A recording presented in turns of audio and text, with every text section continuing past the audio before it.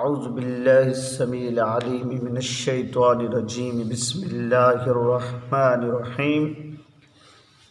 وَتَرَكْنَا فِيهَا آيَةً لِلَّذِينَ يَخَافُونَ الْعَذَابَ الْأَلِيمَ وَفِي مُوسَى إِذْ أَرْسَلْنَاهُ إِلَى فِرْعَوْنَ بِسُلْطَانٍ مُبِينٍ فَتَوَلَّى بِرُكْنِهِ وَقَالَ سَاحِرٌ أَوْ مَجْنُونٌ فَأَخَذْنَاهُ وَجُنُودَهُ فَنَبَذْنَاهُمْ فِي الْيَمِّ وَهُوَ مُلِيمٌ صدق اللہ العظیم۔ ان اللہ وملائکتہ یصلون علی النبی یا ایھا الذین آمنوا صلوا علیہ وسلموا تسلیما اللہم صل علی سیدنا و مولانا محمد وبارک وسلم صلی علیہ الصلاۃ والسلام علیک یا سیدی یا رسول اللہ وعلی آلک و آبائک و صحابک یا سیدی یا نور اللہ۔ حضرات گرامی، آیت نمبر 37 سے آیت نمبر 40 تک سورۃ ذاریات کی 27ویں پارے کی آیات بینات کی میں نے تلاوت کی، آپ نے سنا، الحمدللہ ثم الحمدللہ۔ پچھلی آیات کا مضمون ذہن میں رکھنا کہ کفار مکہ کو کئی دلائل دیے جا رہے ہیں، اور اب دلائل جو دیے جا رہے ہیں وہ جو حادثات ہوئے تھے، جو اللہ کی پکڑ اور عذاب آئے تھے، ان کا ذکر ہو رہا ہے۔ تو پچھلی آیات میں ہم نے لوط علیہ السلام کی قوم کا پڑھا کہ ان پر پتھروں کی بارش کی گئی، اور وہ ابراہیم علیہ السلام کی طرف پہلے فرشتے گئے اور بشارت دینے کے بعد پھر وہ قوم لوط کی طرف جو ہے وہ پلٹ گئے۔ تو انہوں نے جا کے لوط علیہ السلام سے عرض کی کہ آج رات اپنے اہل خانہ کو لے کر نکل جانا۔ تو پیچھے چونکہ عذاب ان پر نازل کرنا تھا، تو لوط علیہ السلام اپنے لے کے بچوں کو نکل گئے۔ بیوی چونکہ کافروں سے ملی ہوئی تھی، لہذا اس کی سزا یہی تھی کہ اسے بھی عذاب میں پکڑ لیا جاتا، سو وہ پکڑی گئی۔ برکیف آج جو ہم ذکر کر رہے ہیں، اللہ کریم نے موسیٰ علیہ السلام کا ذکر کیا کہ ذرا ان کا اے اہل مکہ، اے مشرکین مکہ، میرے محبوب صلی اللہ علیہ وسلم، میرے محبوب کی تم رسالت کا انکار کر رہے ہو، اس کلام کا انکار کر رہے ہو، تو پھر سنو، یہ باتیں تم جانتے ہو، تمہارے باپ دادا نے تمہیں پڑھائی اور سمجھائی ہوئی ہیں، سنائی ہوئی ہیں، اور اللہ کریم اس کا اعادہ فرما رہا ہے۔ تو پہلے یہ فرمایا کہ اور ہم نے باقی رہنے دیا، یہ آیت نمبر 37 کا ترجمہ ہے، اور ہم نے باقی رہنے دیا وہاں ایک نشانی ان لوگوں کی عبرت پذیری کے لیے جو دردناک عذاب سے ڈرتے ہیں۔ اللہ فرما رہا ہے جو ڈرتے ہیں کہ اللہ کا عذاب نہ آ جائے، ان کے لیے کچھ نشانیاں ہم نے چھوڑ دی تھیں، اور قوم لوط کی یا اس کے علاوہ جو عذاب آئے تھے۔ تو وہ نشانی کے بارے میں یہ بحر مردار جو ہے ڈیڈ سی کے جو محل وقوع کو اگر دیکھا جائے تو وہاں بڑے بڑے شہر آباد تھے، ان کے آثار بھی ہیں۔ تو جو کسی زلزلے کی وجہ سے، سیلاب کی وجہ سے یا کسی اور وجہ سے ان شہروں کو جو ہے تباہ کر دیا گیا یا وہ مٹ گئے۔ مودودی صاحب اپنے جو ان کی تفہیم القرآن ہے تفسیر، اس کے اندر بیان کرتے ہیں کہ اس سورۃ ذاریات کی تفسیر کرتے ہوئے کہ 1965 میں آثار قدیمہ جو امریکہ کی ایک ریسرچ تھی، وہ لوگ اس جگہ پہ جب پہنچے، یعنی بحر مردار کے وہ جو ساحل تھے وہاں پہ، تو انہوں نے وہاں پہ ایک بہت بڑا قبرستان دیکھا۔ انہوں نے کو کاؤنٹ کیا، وہاں 20,000 سے زیادہ قبریں ہیں پکی، لیکن شہر کوئی آس پاس نہیں ہے، یعنی دور تک کوئی شہر نظر نہیں آتا۔ تو اس سے یہ شبہ تقویت پاتا ہے کہ وہاں کوئی شہر آباد تھا جس وجہ سے یہ قبرستان موجود ہے،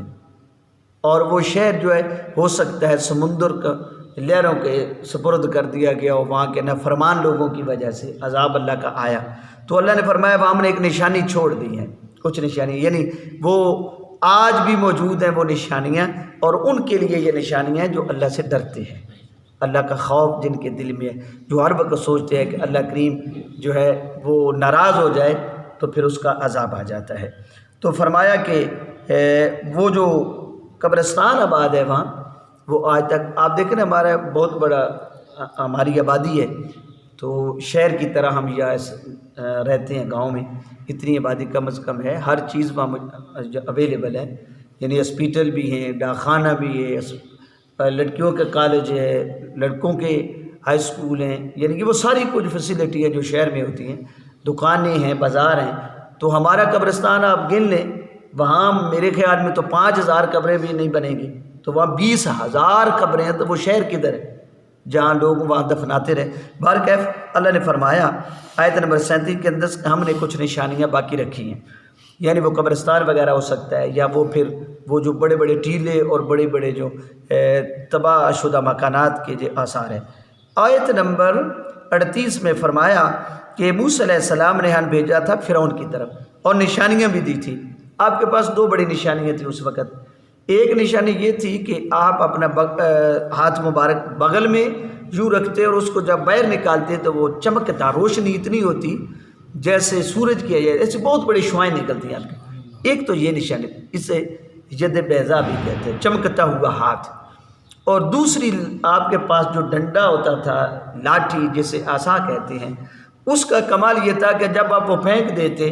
تو وہ بہت بڑا سانپ بن جاتا، اژدہا بن جاتا۔ اور جب پہلی دفعہ فرعون کے دربار میں موسیٰ علیہ السلام نے وہ عصا پھینکا تھا، اللہ نے حکم دیا میرے پیغمبر عصا پھینک دو، تو وہ جو عصا بنا، اژدہا بنا، تو اس وقت فرعون کو 7 دن پیچھے سے لگے رہے تھے، اتنا ڈر لگا تھا فرعون کو، لیکن چونکہ اسے گھمنڈ بڑا تھا، اللہ کریم نے اس کا جا کر ارشاد فرمایا ہے کہ ہم نے نشانیاں دے کے بھیجی، فَتَوَلَّ بِرُكْنِهِ، تو اس نے اپنی طاقت کے بل بوتے پر، گھمنڈ پر اس کو ریجیکٹ کر دیا، یعنی موسیٰ علیہ السلام کی دعوت کو کہا میں کیوں مانوں۔ آپ دیکھیں نا، یوں مثال دیتا ہوں کہ وزیر اعظم ہاؤس ہو، صدر ہاؤس ہو، اس کے سامنے ایک بندہ چلا جائے اور وہ کہے گی اے وزیر اعظم صاحب، اے صدر صاحب میری بات غور سے سنو، تو بھلا اس کی بات کو سنے گا؟ لوگ کیا کہیں گے، پاگل کو آیا۔ یہی بات فرعون نے کی، وَقَالَ سَاحِرٌ أَوْ مَجْنُونٌ، فرعون نے جب یہ سنا نا کہ یہ کوئی باتیں کر رہا ہے دربار میں، کہنے لگا یہ کوئی پاگل تو نہیں ہے، اس کا دماغ خراب ہے، یا پھر یہ کوئی بڑا جادوگر ہے۔ سانپ کو دیکھا تو کہنے لگا جادوگر ہے، تو جب باتیں سنی کہنے لگا پاگل ہے۔ اسے خود سمجھ نہیں آئی کہ جو لفظ میں بول رہا ہوں یہ خود میرے پاگل پن کی غمازی کر رہے ہیں۔ کیا وہ کہہ رہے ہیں کہ ساحرون،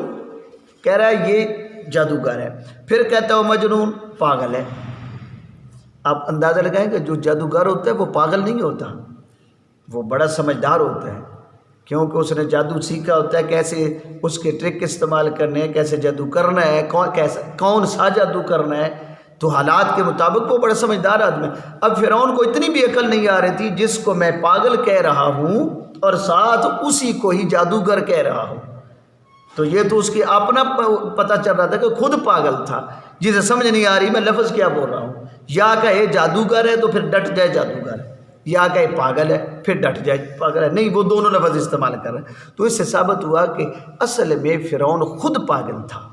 اور موسیٰ علیہ السلام کی دعوت کو ٹھکرا کے کہنے لگا کہ میرے پاس لشکر ہے، فوجیں ہیں، طاقت ہے، حکومت ہے، ساری چیزیں میرے پاس ہیں، میں تیری کیوں بات مانوں، میں پاگل ہوں کہ میں تیری باتیں مانتا پھروں؟ دراصل یہ موسیٰ علیہ السلام کا دماغ ٹھیک نہیں۔ تو اللہ کے ارشاد فرمایا آیت نمبر 40 کے اندر، تو ہم نے اس کو لشکر سمیت پکڑ دیا، فَأَخَذْنَاهُ وَجُنُودَهُ، اس کا بڑا لشکر، بڑی فوج، بڑی طاقت ہم نے جب پکڑ لیا تو کیا ہوا، تو ہم نے اسے فَنَبَذْنَاهُمْ فِي الْيَمِّ وَهُوَ مُلِيمٌ، ہم نے اسے پھینک دیا پھر سمندر کے اندر، یعنی یم ویسے کہتے ہیں، کنویں کو بھی کہتے ہیں، پر کیف کہ اتنی گہرائی کے اندر فرعون اور اس کے پورے لشکر کو ہم نے برباد کیا۔ اور پھر ایسے ہوا کہ جب اس کا لشکر بھی گیا، اس کی فوجیں گئی، خود گیا، تو اللہ فرما رہا ہے پیچھے جو لوگ تھے انہوں نے افسوس بھی نہیں کیا کہ ہمارا کوئی بادشاہ تھا، ہمارا کوئی ادھر بڑا اس کے ٹھاٹ باٹ تھی، بڑی طاقت، کسی نے، بلکہ ملیم کہتے ہیں کہ ایسا بندہ جس نے گناہ کیا ہو اور اس کے مرنے کے بعد لوگ اس کے گناہ کی وجہ سے اسے ملامت کرتے ہو، بڑا برا آدمی تھا، بڑا بغیرت تھا، بڑا اس قسم کا بندہ تھا، ایسی باتیں جو بات کی جائے اسے ملیم کہتے ہیں۔ تو اللہ نے فرمایا پھر اس کا کوئی بات ذکر کرنے والا بھی نہ رہا، اس کی کوئی اچھائی نہیں بلکہ ہر شخص برائی کرنے لگ گیا. کیوں کہ اس نے بھی اے اہل مکہ میرے اس پیغمبر موسیٰ کی باتوں کا انکار کیا تھا. تم بھی سمجھ لو تمہارے ساتھ بھی یہی کچھ ہوگا اگر تم نہ مانے.